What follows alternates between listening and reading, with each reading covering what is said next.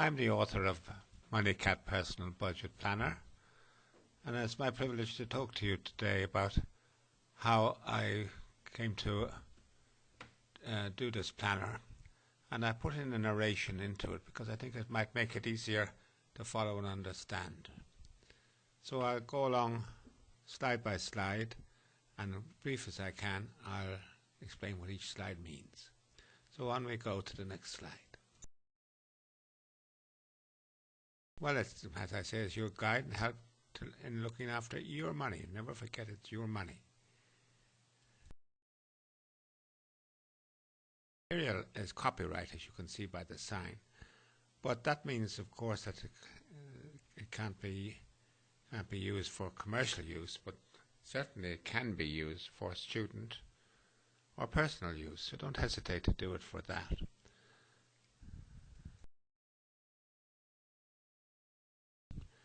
I put a disclaimer in that I do my very best to make sure that this is very clear what this presentation entails, and if you agree that that the author that I don't accept any liability for any losses, because obviously I can't supervise you as you're doing it, but there shouldn't be any losses if you follow along what is laid out. But again, no liability is accepted. On we go to the next slide. As the slide says, and I won't start reading out what it says on the slide, but it's established by me 20 years plus years ago, and I found it most useful for sorting out my finances, and it's taken the worry and the anxiety out of whether I'm slipping into debt or making more money than I expected, and I found it most useful, and I wanted to share it with you, and I'd like feedback if you think it was a help to you. If it's not a help, do let me know. On we go to the next slide. The advantage of MoneyCat Miner has got no monetary value, so anyone steals it, it can't be sold or put on the market for any reason. For example, a computer can be stolen and then sold on. And talking of computers, no computer experience is needed whatsoever. You don't even have to have a computer. So it's very cheap to use. And I'll show you how cheap it is as we go along. As I say. It provides a constructive attitude to personal finance and planning. So this means, of course, that you'll be able to bring your finances under control. On we go to the next slide. The checklist. This is a checklist that gives you a week to view diary, a log diary. What you need to buy, of course, is you've got to buy the diary, of course. You've got to buy a ruler, a stapler, a black biro, and a calculator. All very self-explanatory. It must be an A4 week to view diary. Ruler, obviously, and a stapler, which is self-explanatory. A black biro. Why black biro? Because if you ever have to do a photocopy of any part of your diary, a log diary, black comes out best on a photocopier. Calculator, that's very clear, but buy a big cheap calculator with big numerals on it, so then it's easier to key in the figures. So a cheap big calculator is ideal. On we roll to the next slide. A lot of this, of course, is self-explanatory, so I'm not going to go into all the details, but it's as easy as A, B, C, D, and you rule out 4 sections in each page of your diary. Don't worry wondering where these 4 sections have to be ruled out. And as you see, as we go through the diary, or the presentation rather, you can see where these columns exist on your diary. So on we roll to the next slide. There it is, the basic layout example, and I think I should do 3 or 4 pages in advance. Do a month in advance, and that makes our life easy. Don't forget to put in the annotation, bulletin credit, and debit, and put those things in, and then and you're on your way. Okay. Right, again, annotation, which is A. You put down all the various things that you need to do on that. Credit balance, where you are, insurance renewal dates for your car, your house, or your motorbike, or your life, or anything. And also, it will be able to work out the MoneyCat Minder analysis. Don't let the word analysis put you off. That can be easily explained as we go along and very easy to follow. And you don't have to be a maths genius to do it. Okay, very, very easy indeed. So as column B is, again, this is very simple. Monthly outgoings such as utilities and dividends, income that's from dividends or what else you might have. And your spending record backed up by receipts. Receipts. I say that 3 times because it's very, very important to keep your receipts on your log diary. It must be on the top left-hand side of the week to view page. Click them in daily. Don't leave them hanging about. On we go. This column is self-explanatory again, so I won't dwell too long on it. It's just your daily net income. Any other income that can be credited as you go along. That may work bonuses, or you might even win something on the lottery. You never know, do you? On we go to the next slide. This is showing you what all your expenditure. Again, you've got expenses for the car, your groceries, you need those, clothes, and other personal items that you need to buy. Everything actually that money is spent on, excluding mortgage repayments. They are not included. Okay, on we go to the next. On we go. And we do the calculating start of diary figures. We do the start of the year, start of the week, and start of the month. I was going to say on the start of the year, put in a figure like £20,000. Don't put in 00. I think £20,000 is about right. Or if you feel that you spend more money on student loans or other loans, or you spend more money over time and you're trying to get yourself out of deep debt, put that in as well. Okay, so start of the year, as I was saying, that's what to do about that. And let's go to the next slide. This gives you a layout example. Here we go. Starting off, the start of the year, as I say, put in a figure like 20,000 or whatever you think is appropriate, and the start of the week figure and start of the month figure. Okay. Self-explanatory, I think.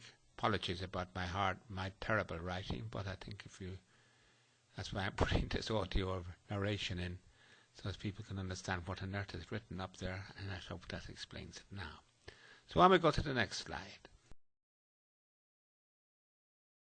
This is how to calculate or add your daily income, and all your net income. That's the money that you're given in your pay packet, so to speak, or into your bank account, less of course tax and other expenses out of it. You might have monies put aside for, I'm not quite sure what you would put it aside for, but any monies that you have to put aside, I'm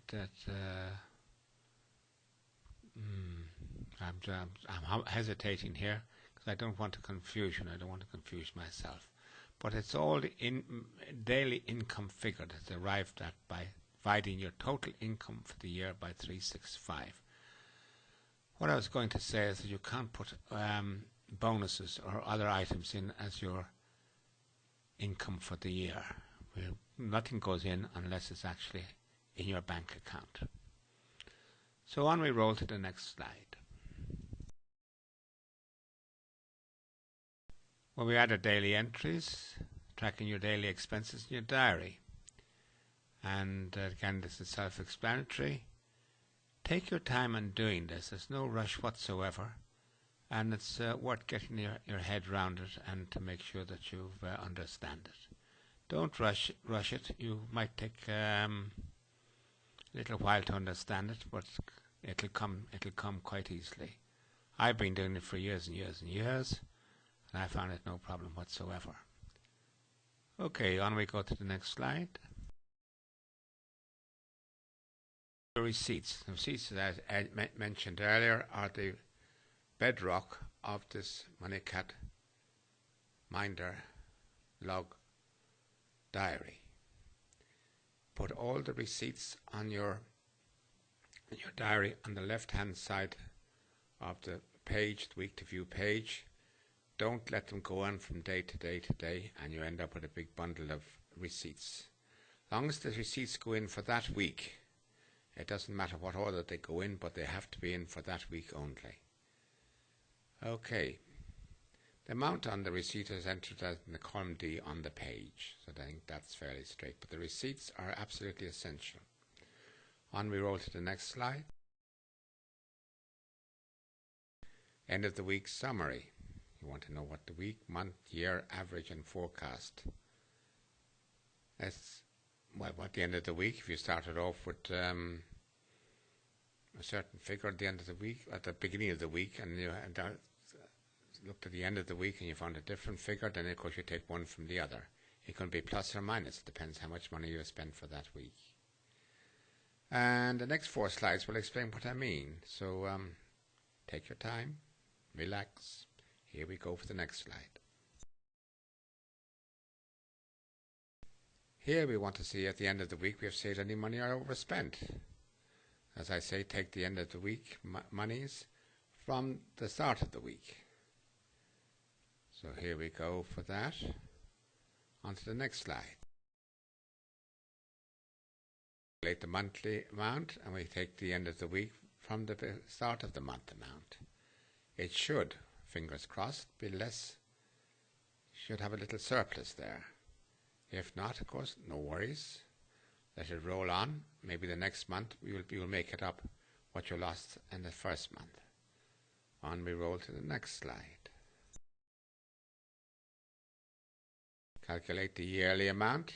We take the end of the week from the yearly amount. That's when you started off, as I suggested, with £20,000, and you take the end of the week say week 20, and you say 19,000 it says, and then you've got £1,000 in credit for that length of time, 20 weeks. Not a lot, but it's plus, isn't it? This is written as an ongoing figure. That's the yearly amount. Okay, I think it's fairly clear. Do let me know if it's not clear, but don't panic about it. Here we go for the next slide. Calculate the average and forecast. We want to know how much money we're making each week over the year, say 20 weeks, and how is this going to pan out towards the end of the year, because you want to know whether you're gently drifting deeper into debt or hopefully coming out of debt.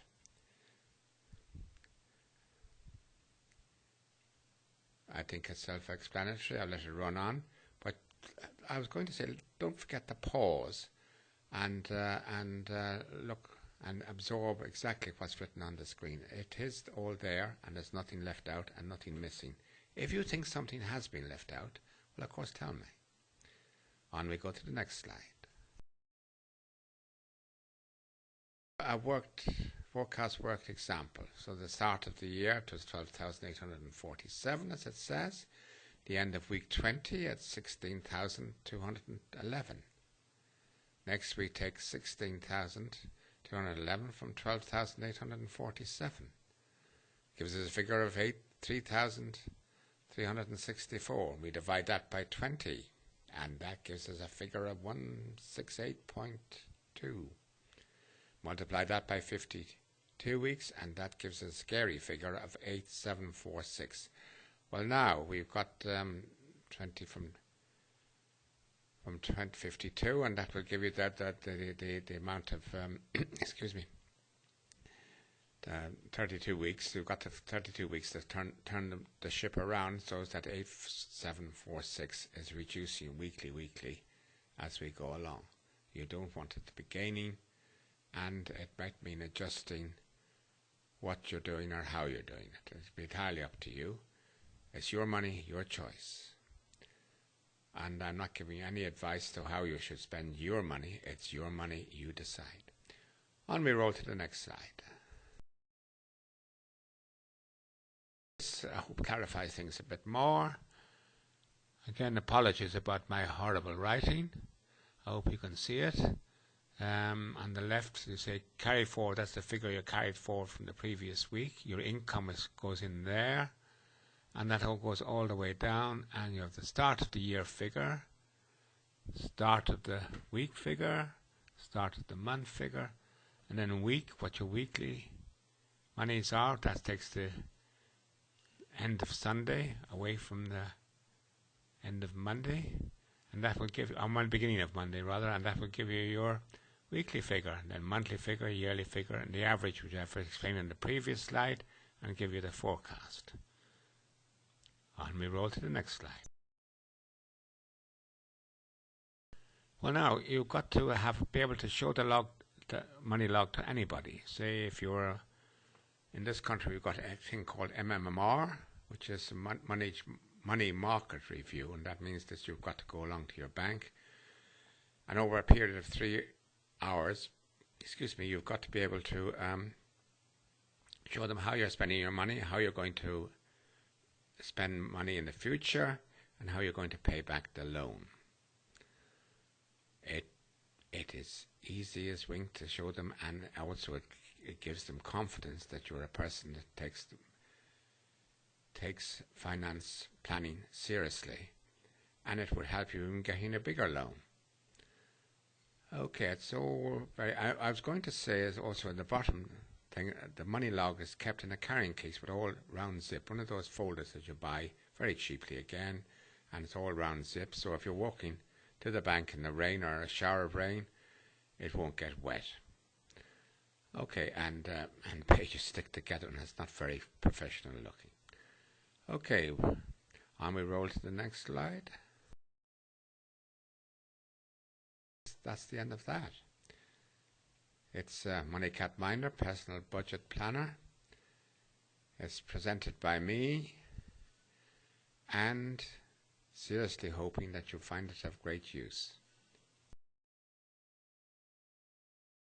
As I say again, it's your money, your choice, and take care how you're spending it. There's lots of people out there, legal and illegal, who want to relieve you of your monies. You spend it as you see fit, and you save it as you see fit, and I hope this planner gives you help in doing that. I wish you very well indeed, and thank you for listening. Goodbye for the moment until we meet again. Thank you. Goodbye.